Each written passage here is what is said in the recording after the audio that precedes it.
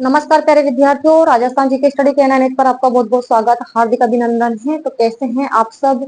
आप चाहे किसी भी प्रतियोगी परीक्षा की तैयारी कर रहे हो, क्लास आपके लिए महत्वपूर्ण रहने वाली है। यहाँ पर आपको भूगोल, कला, संस्कृति और इतिहास से मॉडल पेपर सॉल्व करवाए जा रहे हैं, जो परीक्षा की दृष्टि से आपके लिए काफी महत्वपूर्ण रहने वाले हैं। और राजस्थान में वर्तमान समय में है जो कि फिर से है जो कि 3 संभाग और है जो कि कुछ जिलों को हटा दिया गया है। तो देख लेते हैं हम कौन कौन से जिले और संभाग हटाए गए हैं। हटाए गए संभाग कौन कौन से संभागों को हटा दिया गया है। तो बांसवाड़ा संभाग को हटा दिया गया है। बांसवाड़ा, पाली और सीकर संभाग, इन तीनों संभागों को हटा दिया गया है। और अब वर्तमान समय में राजस्थान में फिर से है जो कि 7 संभाग है और 9 जिलों को हटा दिया गया है। 3 संभाग और 9 जिले, कौन कौन से जिले हैं। एक तो जयपुर ग्रामीण, जोधपुर ग्रामीण,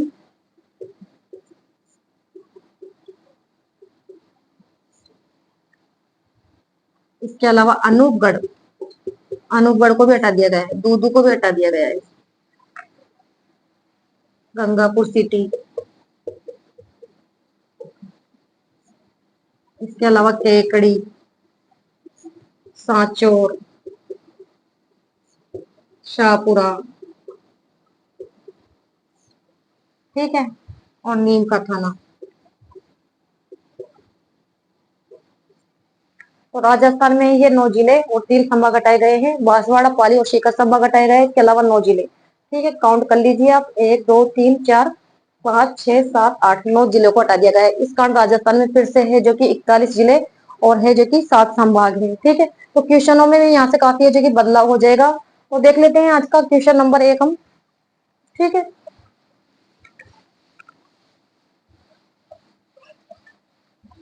क्वेश्चन नंबर 1 देख लेते हैं।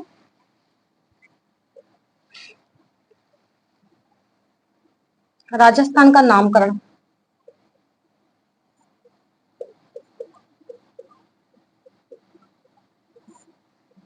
सुमेलित करें। सुमेलित करें।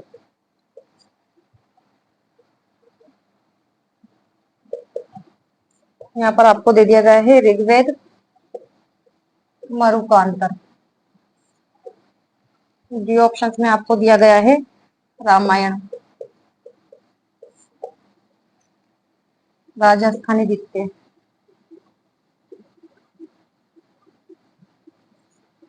सी ऑप्शन में आपको दिया गया है बसंतगढ़ शिलालेख, बसंतगढ़ शिलालेख, ब्रह्मावर्त। सुमेलित करो आप इसे। ऑप्शंस आपको दे दी गई यहाँ पर 1 2 3, 3 2 1, 3 1 2, और डी ऑप्शन में आपको दे दिया गया है 2 1 3। बताइए क्वेश्चन नंबर 1 का राइट आंसर क्या करोगे आप। क्वेश्चन नंबर 1 का राइट आंसर आप मुझे बताइए कि राजस्थान का नामकरण सुमेलित करे। कि ऋग्वेद में राजस्थान के लिए किस शब्द का प्रयोग किया गया है। तो ऋग्वेद में तो हुआ है राजस्थान के लिए ब्रह्मावर्त शब्द का प्रयोग, तीसरा ऑप्शन, ठीक है। यहाँ 2 आ रहा है इस वजह से कट हो गया, और यहाँ 1 आ रहा है इस वजह से कट हो गया। और रामायण में राजस्थान के लिए मरुकांतर शब्द का प्रयोग किया गया है, 3 और 1, यहाँ 2 आ रहा है इस वजह से कट हो गया। और बसंतगढ़ शिलालेख में राजस्थान के लिए राजस्थानी द्वितीय शब्द का प्रयोग किया गया है। तो हमारा राइट आंसर होगा 3 1 और 2। ऋग्वेद में राजस्थान के लिए ब्रह्मावर्त शब्द का प्रयोग किया गया है। रामायण में राजस्थान के लिए मरुकांतर शब्द का प्रयोग किया गया है। और बसंतगढ़ शिलालेख में राजस्थान के लिए राजस्थानी द्वितीय शब्द का प्रयोग किया गया है। तो क्वेश्चन नंबर 1 का राइट आंसर होगा सी ऑप्शन। क्वेश्चन नंबर 2 देख लेते हैं। इस प्रकार से आपको वहां पर सम्मिलित करने के लिए दिया जा सकता है क्वेश्चन। क्वेश्चन नंबर 2 में क्या दिया गया है, इसमें भी आपको सम्मिलित करने के लिए दिया गया है कि सम्मिलित करें।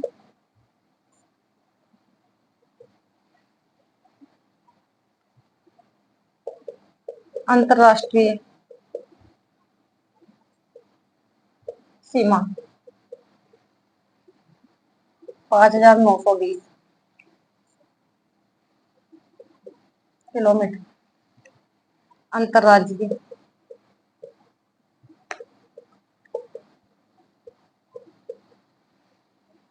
4850 किलोमीटर। सी ऑप्शंस में आपको दिया गया है स्थलीय सीमा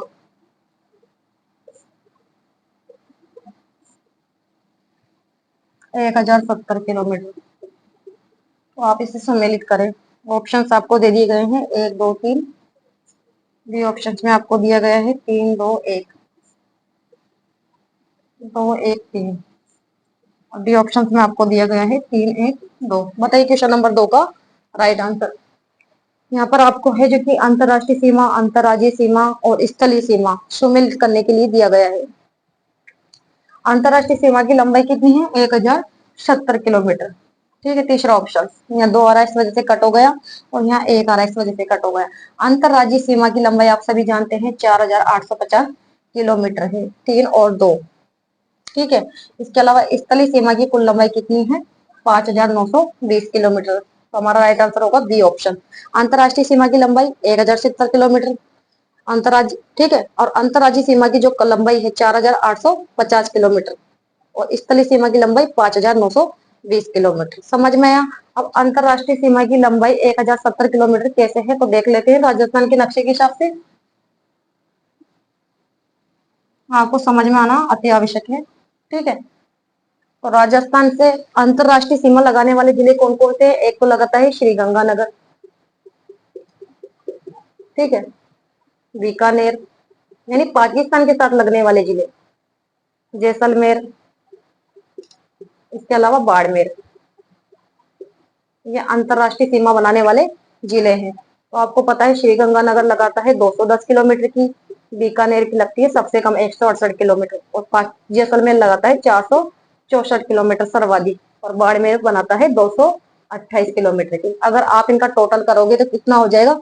1070 किलोमीटर। ठीक है, समझ में आ गया? तो अंतरराष्ट्रीय सीमा बनाने वाले 4 जिले हैं, अगर इनका आप टोटल करोगे तो 1070 किलोमीटर हो जाएगा। ठीक है, और अंतरराज्यीय सीमा यानी राज्यों से लगने वाले जिले, तो आपको पता है राजस्थान की सीमा 5 राज्यों के साथ लगती है। एक तो पंजाब के साथ, एक लगती है हरियाणा के साथ,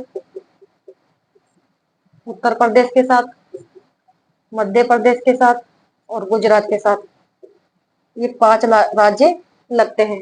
पंजाब के साथ 89 किलोमीटर, हरियाणा के साथ 1262 लगती है, उत्तर प्रदेश 877 किलोमीटर, और मध्य प्रदेश सर्वाधिक लगाता है 1600 किलोमीटर। गुजरात की लगती है 1022 किलोमीटर। जब आप इनका टोटल करोगे तो कितना हो जाएगा बताइए आप मुझे? 4850 किलोमीटर।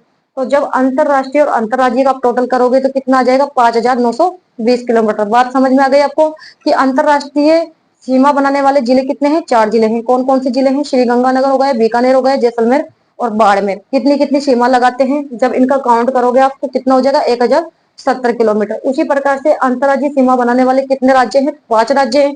जब कौन कौन से कितनी सीमा लगाते हैं ये राज्य?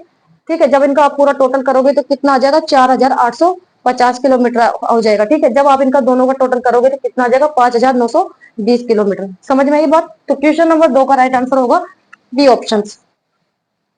क्वेश्चन नंबर 3 देख लेते हैं।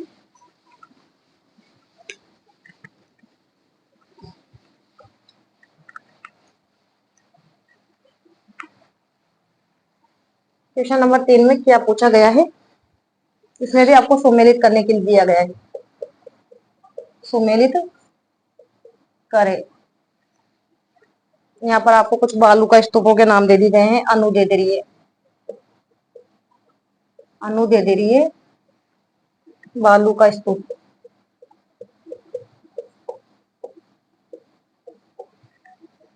शमकोण। बी ऑप्शन में आपको दिया गया है अनुप्रस्थ,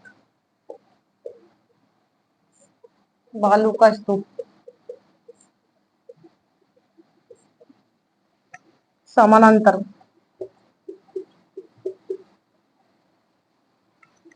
समानांतर,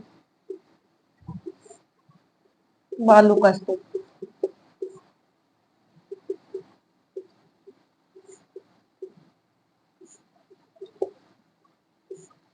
सी ऑप्शन में आपको दिया गया है बरखान,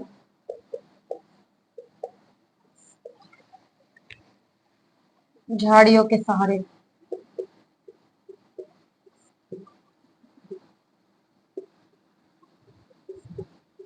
बनाए गए बालू का स्तूप।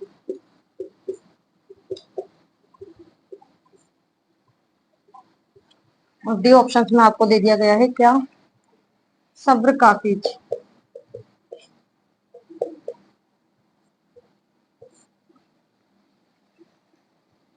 अर्धचंद्राकार, अर्धचंद्राकार बालू का स्तूप। तो इसे आप सम्मिलित कीजिए। ठीक है, ऑप्शंस आपको दे दिए गए हैं 1 2 3 4। बी ऑप्शंस में आपको दिया गया है 4 3 2 1। सी ऑप्शंस में आपको दिया गया है 2 1 4 3। और डी ऑप्शंस में आपको दे दिया गया है 3 4 2 1। बताइए क्वेश्चन नंबर 3 का राइट आंसर। ठीक है, वही क्वेश्चन आपको सोल्व करवाए जा रहे हैं जो परीक्षा में बार बार पूछे जाते हैं या जहां से क्वेश्चन बनकर आने की संभावना है। तो बताइए, सुमिलित करो। अनुदैर्ध्य बालू का स्तूप किसे कहते हैं, समानांतर बालू का स्तूप को, दूसरा ऑप्शन। और अनुप्रस्थ संपूर्ण बालू का स्तूप। इसके अलावा बरखान किस प्रकार के बालू का स्तूप होते हैं, अर्धचंद्राकार बालू का स्तूप। और सब्र काफी होते हैं झाड़ियों के सहारे बनाए गए बालू का स्तूप। तो अनुदैर्ध्य बालू का स्तूप, समानांतर बालू का स्तूप, दूसरा ऑप्शन। या 4 आ रहा है इस वजह से कट हो गया, या 1 आ रहा है इस वजह से कट हो गया।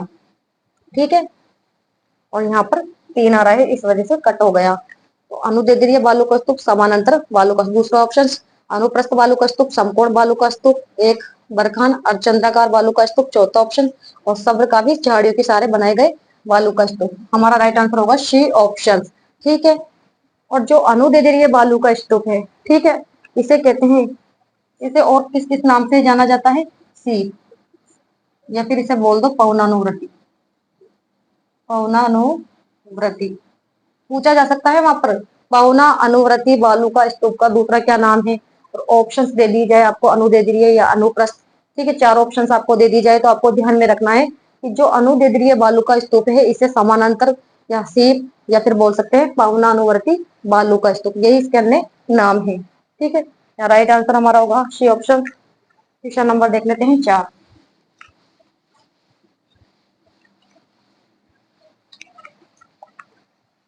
क्वेश्चन नंबर 4 में आपसे क्या पूछा गया है, निम्न में से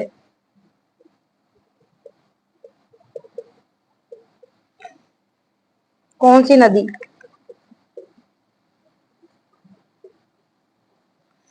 शेखावटी क्षेत्र में प्रवाहित होती है,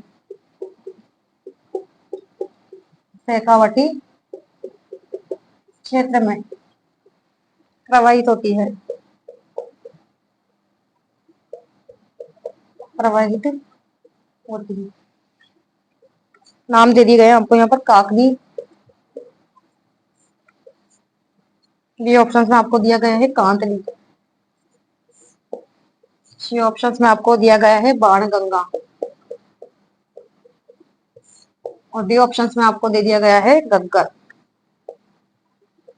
बताइए क्वेश्चन नंबर 4 का राइट आंसर कि निम्न में से कौन सी नदी शेखावटी क्षेत्र में है जो कि प्रवाहित होती है।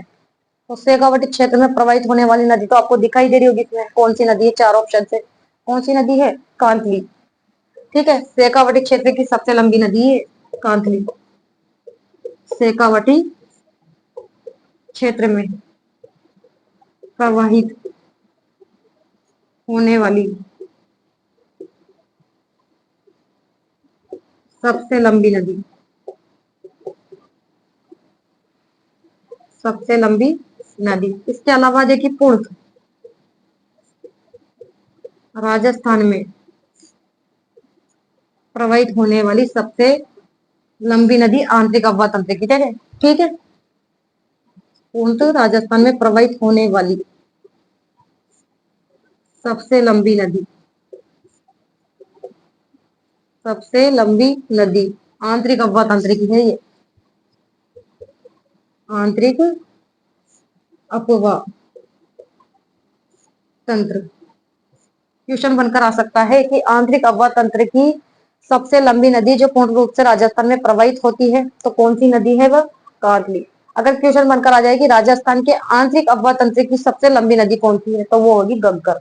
लेकिन पूर्ण पूछे तो आपको करना है कांतली। ठीक है, तो यहाँ पर राइट आंसर हमारा बी ऑप्शन हो जाएगा। काकनी नदी का उद्गम तो कहाँ से होता है? कोटड़ी गांव जैसलमेर से। ठीक है, और कांदली नदी का उद्गम होता है खंडेला की पहाड़ी। ध्यान में रखना है आपको, खंडेला की पहाड़ी शिखर से। ठीक है, इसके अलावा बाणगंगा जो नदी है इसका उद्गम होता है बेराट की पहाड़ी, बेराट की पहाड़ी से। ठीक है, और गंगा नदी का उद्गम होता है शिवालिक की पहाड़ी,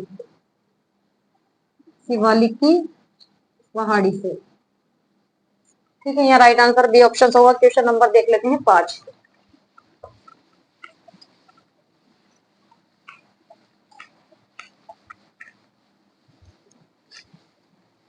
क्वेश्चन नंबर 5 में आपसे क्या पूछा गया है?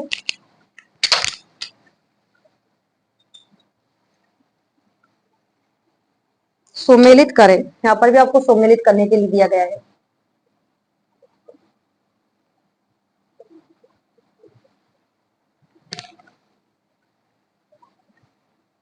राज्य में सर्वाधिक वर्षा वाला जिला।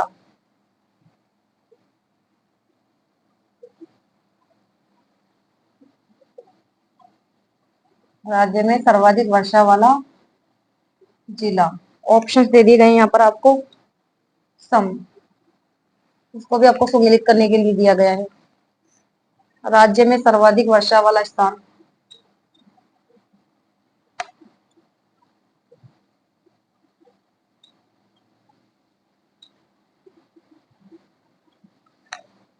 झालावाड़। सी ऑप्शंस में आपको दिया गया है राज्य में न्यूनतम वर्षा वाला जिला। राज्य में न्यूनतम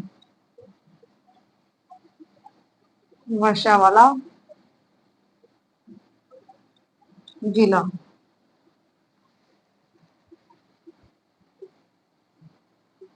जैसलमेर। और डी ऑप्शंस में आपको दिया गया है राज्य में न्यूनतम वर्षा वाला स्थान।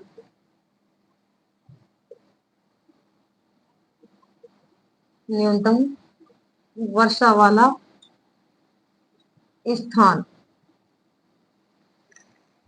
माउंट आबू सिरोही। माउंट आबू सिरोही। तो आप इसे सुमेलित कीजिए। चेक क्या ऑप्शंस दे दिए गए हैं आपको? 1 2 3 4। बी ऑप्शंस में आपको दिया गया है 2 4 3 1। सी ऑप्शंस में आपको दे दिया गया है 1 3 2 4। डी ऑप्शंस में आपको दे दिया गया है 4 2 3 और 1। बताइए क्वेश्चन नंबर 5 ही है ना? बताइए, सुमेलित करो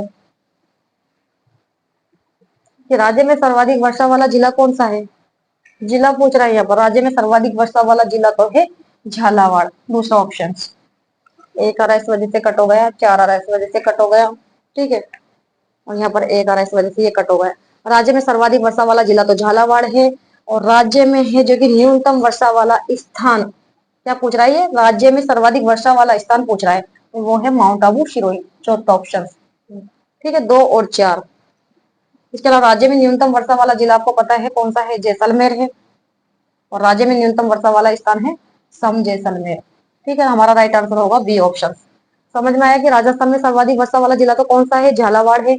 और राज्य में सर्वाधिक वर्षा वाला स्थान तो वो करना है आपको माउंट आबू सिरोही। इसके अलावा राज्य में न्यूनतम वर्षा वाला जिला जैसलमेर है और राज्य में न्यूनतम वर्षा वाला स्थान कौन सा है? शम। ठीक है, हमारा राइट आंसर होगा बी ऑप्शन। तो इनमें भी अंतर है, जिला और स्थान। ठीक है, ध्यान पूर्वक पढ़ना है आपको। क्वेश्चन नंबर देख लेते हैं 6।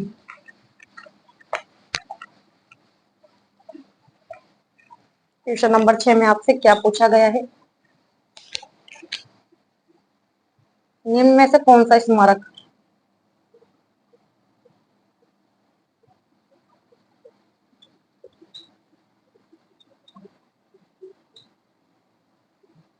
यूनेस्को द्वारा यूनेस्को द्वारा 2010 विश्व विरासत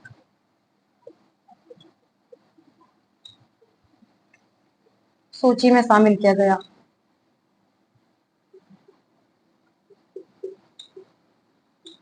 शामिल किया गया। 4 ऑप्शन दे दिए गए आपको यहाँ पर। कौन कौन से? रणथंभौर, कुंभलगढ़,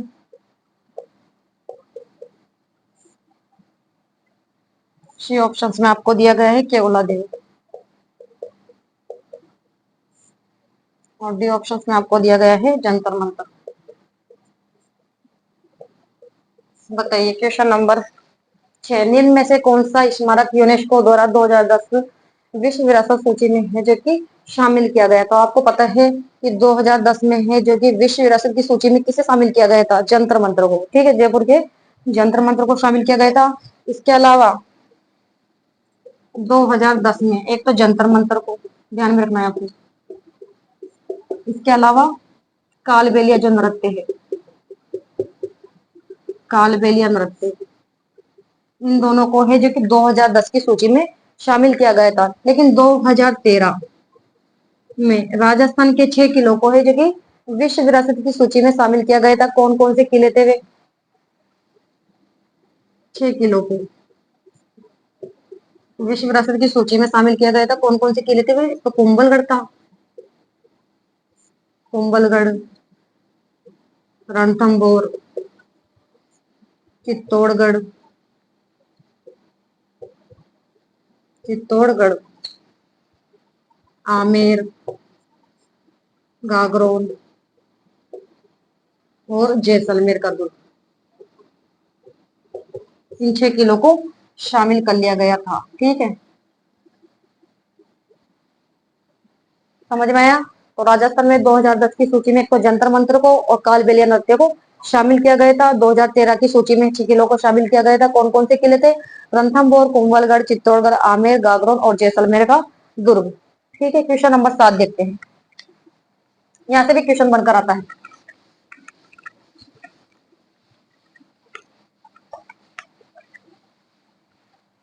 क्वेश्चन नंबर 7, सम्मिलित करें।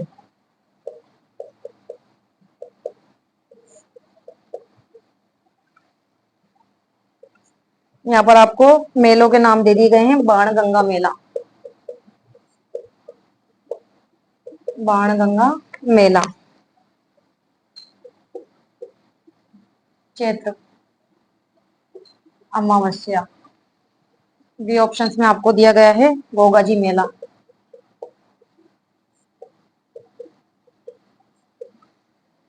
भाद्रपद कृष्ण नवमी, भाद्रपद कृष्ण नवमी। सी ऑप्शंस में आपको दिया गया है घोटिया अंबा मेला, घोटिया अंबा मेला।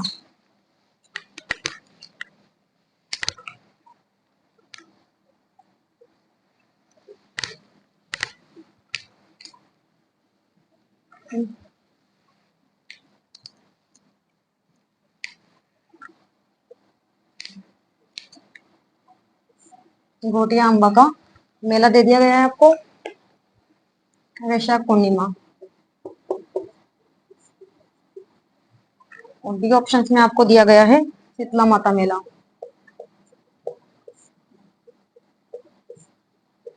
शीतला माता मेला, चैत्र कृष्ण अष्टमी। तो आप इन्हें सुमेलित कीजिए। 3 2 1 4। बी ऑप्शंस में आपको दिया गया है 4 1 2 3। सी ऑप्शंस में आपको दिया गया है 1 2 3 4 और डी ऑप्शंस में आपको दे दिया गया है 3 4 1 और 2। बताइए क्वेश्चन नंबर 7 का राइट आंसर क्या करोगे आप? बताइए। सुमेलित करें। बाणगंगा का मेला आपको पता है कब लगता है, कहाँ लगता है? बाणगंगा का जो मेला है ये लगता है वैशाख पूर्णिमा को। ठीक है, और गोगा जी का मेला लगता है भाद्रपद कृष्ण नवमी को। घोटी अम्बा का मेला लगता है चैत्र अमावस्या को, और शीतला माता का मेला लगता है चैत्र कृष्ण अष्टमी को। तो बाणगंगा का मेला वैशाख पूर्णिमा को। तीसरा ऑप्शन, यहाँ 4 आ रहा है, इस वजह से कट हो गया, यहाँ 1 आ रहा है, ठीक है, इस वजह से कट हो गया। बाणगंगा का मेला वैशाख पूर्णिमा को, गोगा जी का मेला भाद्रपद कृष्ण नवमी को 3 और 2, और घोटी अम्बा का मेला चैत्र अमावस्या को 1, ठीक है, और शीतला माता का मेला चैत्र कृष्ण अष्टमी को। हमारा राइट आंसर होगा ए ऑप्शन। समझ में आया? बाणगंगा का मेला वैशाख पूर्णिमा को, गोगा जी का मेला भाद्रपद कृष्ण नवमी को, घोटी अम्बा का मेला चैत्र अमावस्या को, और शीतला माता का मेला चैत्र कृष्ण अष्टमी को। क्वेश्चन नंबर 8 देख लेते हैं।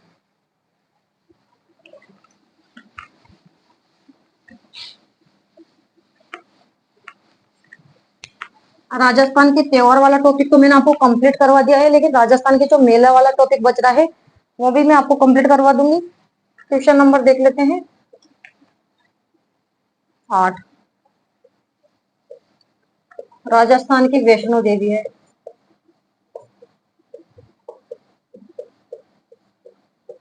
राजस्थान की वैष्णो देवी है, नाम दे दी गई यहाँ पर,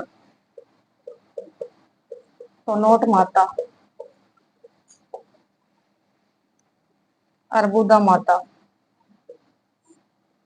अर्बुदा माता। सी ऑप्शंस में आपको दिया गया है करणी माता, और डी ऑप्शंस में आपको दिया गया है सौंध्या माता। इसका तो सभी राइट आंसर जानते होंगे आप कि राजस्थान की वैष्णो देवी है। राजस्थान की जो वैष्णो देवी है वे कौन सी माता है? राजस्थान की जो वैष्णो देवी है वे अर्बुदा माता है। राइट आंसर बी ऑप्शन होगा हमारा। और अर्बुदा जो माता का मंदिर है ये कहाँ पर है? माउंट आबू सिरोही में। माउंट आबू सिरोही में स्थित है। राज्य का सर्वाधिक, राज्य का सर्वाधिक ऊंचाई पर स्थित मंदिर, ऊंचाई पर स्थित मंदिर अर्बुदा माता का मंदिर, ठीक है। और जो अर्बुदा माता है इनका अन्य क्या नाम है? अदर देवी, अदर देवी के नाम से भी इन्हें जाना जाता है। तो ये तो राजस्थान की वैष्णो देवी हो गई, ठीक है, लेकिन क्वेश्चन बनकर आ सकता है कि थार की वैष्णो देवी, थार की वैष्णो देवी वो कहते हैं तनोट माता। और तनोट माता का मंदिर कहाँ पर स्थित है? जैसलमेर में स्थित है तनोट माता का। और जो तनोट माता है इन्हें जवानों, जवानों की देवी, जवानों की देवी, सैनिकों की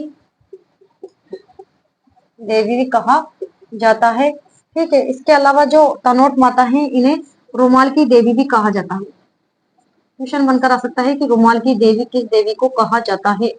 तो वो है तनोट माता, ठीक है। इसके अलावा करणी माता चुओं की देवी है। इनका मंदिर कहाँ पर है? बीकानेर देशनोक में, ठीक है। और शांग्या माता का मंदिर जैसलमेर में है, जो भाटी वंश की कुल देवी है, ध्यान में रखना है। क्वेश्चन नंबर 9 देख लेते हैं। तो राजस्थान की जो लोक देवियां है ये वाला टॉपिक तो मैंने आपको कंप्लीट करवा दिया है। जिन विद्यार्थियों ने कंप्लीट नहीं किया है कर लीजिए।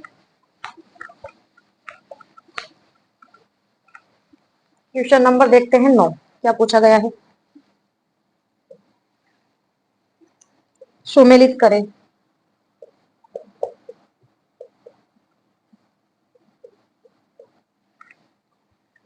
यहाँ पर युद्ध दे दिए गए हैं आपको, सुमेलित करना है आपको।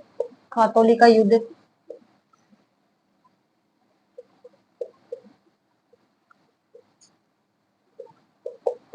बांडी का युद्ध 1517। सी ऑप्शंस में आपको दिया है गागरोन का युद्ध 1527। और डी ऑप्शंस में आपको दिया गया है बयाना का युद्ध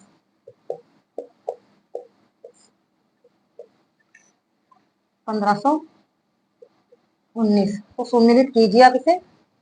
ऑप्शंस आपको दे दिए गए हैं क्या क्या? 2 3 4 1।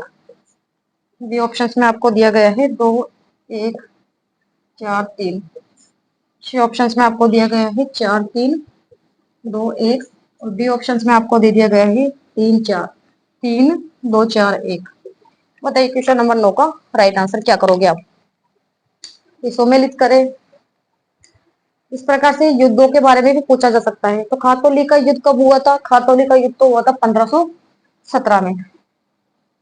ठीक है। बांडी का युद्ध हुआ था 1518 में, और गागरोन का युद्ध हुआ था 1519 में, और बयाना का युद्ध हुआ था 1527 में। खातौली का युद्ध 1517 में, दूसरा ऑप्शन। ये 4 आ रहा है, इस वजह से कट हो गया, या 3 आ रहा है, इस वजह से कट हो गया। बांडी का युद्ध 1518 में, 2 और 1, ये भी कट हो गया, 2 और 1। गागरोन का युद्ध 1519 में, और बयाना का युद्ध 1527 में। हमारा राइट आंसर होगा बी ऑप्शन। अब ये बताइए कि खातौली का युद्ध किस किस के बीच में हुआ था। क्वेश्चन मन कर सकता है कि खातौली का युद्ध किन किन के बीच में हुआ। तो क्या करोगे, खातौली का जो युद्ध है वो राणा सांगा और इब्राहिम लोदी के बीच में हुआ था, ध्यान में रखना है। राणा सांगा,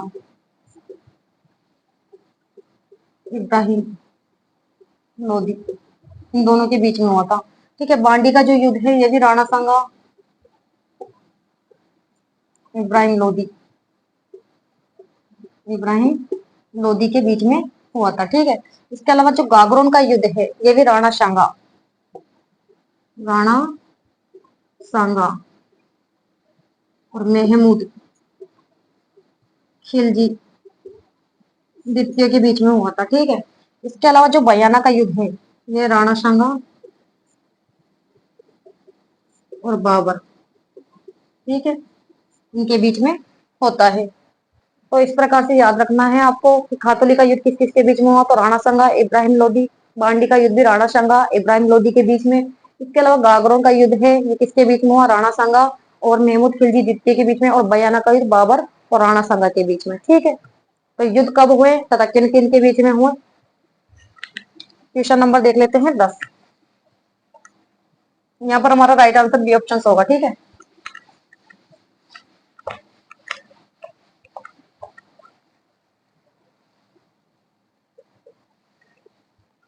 जयपुर का नक्शा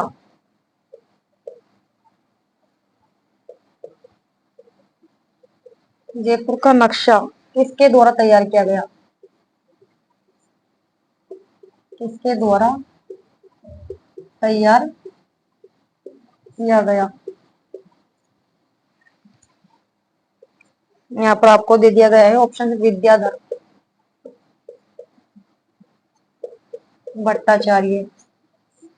बी ऑप्शन में आपको दिया गया है सवाई प्रताप सिंह।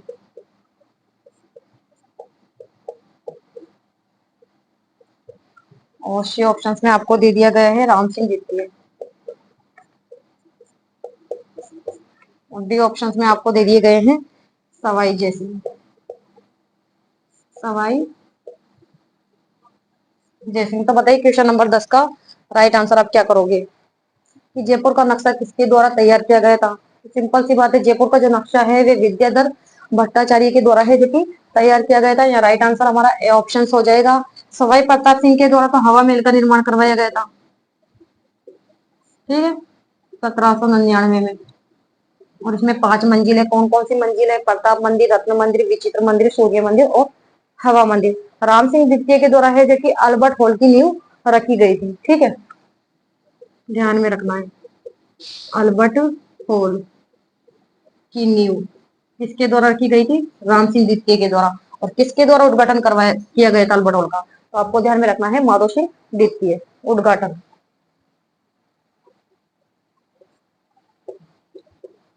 माधो सिंह द्वितीय।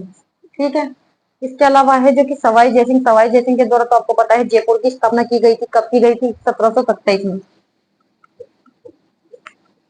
जयपुर की स्थापना 1727 में सवाई जयसिंह के द्वारा की गई थी। और जयपुर का जो नक्शा है वे विद्याधर भट्टाचार्य के द्वारा तैयार किया गया था। तो आज के 10 क्वेश्चन हमने सोल्व कर लिए हैं। और सभी विद्यार्थी से निवेदन है कि क्लास को आप एक बार ज्यादा से ज्यादा शेयर कर दीजिए। क्लास अच्छी लगी हो तो लाइक करो एंड शेयर करो और सब्सक्राइब करना ना भूले चैनल को। तो नेक्स्ट क्लास में मिलते हैं, तब तक के लिए धन्यवाद। Thank you so much.